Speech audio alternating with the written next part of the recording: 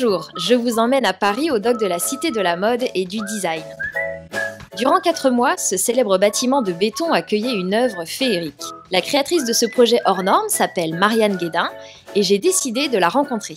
Bonjour Nathalie. Vous êtes scénographe végétale. Est-ce que vous pouvez nous expliquer ce qu'est votre métier ?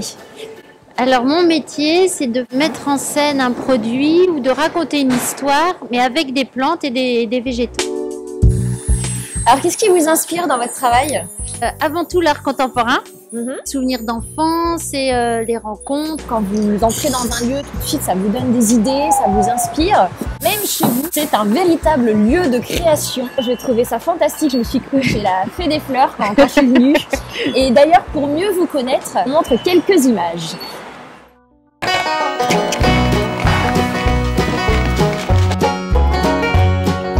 Alors dites-moi, qu'est-ce qui vous a donné envie au départ de travailler dans cet univers? D'où vous est venue cette passion pour les fleurs? Il y a deux influences, il y a mon enfance, ma mère adorait son jardin. Je pense qu'il y a un côté spectaculaire dans mon travail aujourd'hui, monumental, et ça me vient de mon père magicien. Quand vous étiez petite, vous vous imaginiez comment? De quoi vous rêviez? Je fabriquais des choses sans arrêt, je démontais des réveils, j'imaginais que je fabriquais des robots. Je rêvais d'être une artiste. Mais les fleurs, c'est arrivé après. C'est pendant que j'étais aux Arts Déco de Paris, j'ai eu comme petit boulot marchande de fleurs. Alors, quels sont vos rêves aujourd'hui? Sur quoi est-ce que vous rêveriez de travailler? Peut-être c'était faire une soirée à Hollywood ou un décor de cinéma que de fleurs. L'émission Impossible, ça c'est ce qui m'excite le plus.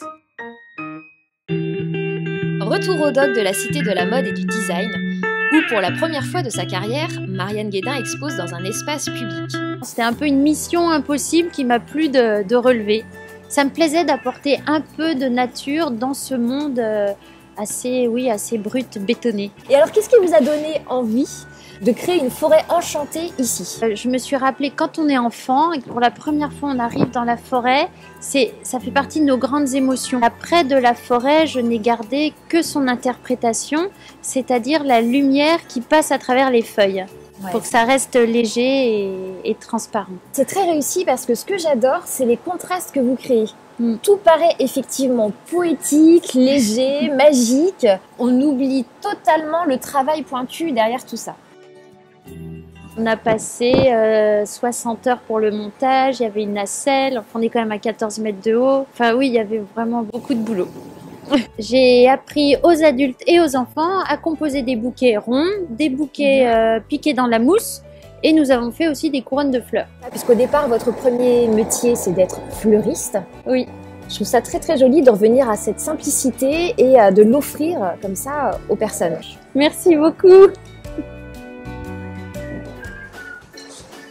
Dans le prochain épisode, vous pénétrerez au cœur d'une nouvelle création artistique dans l'espace public. À bientôt pour une autre découverte poétique, surprenante, innovante ou insolente.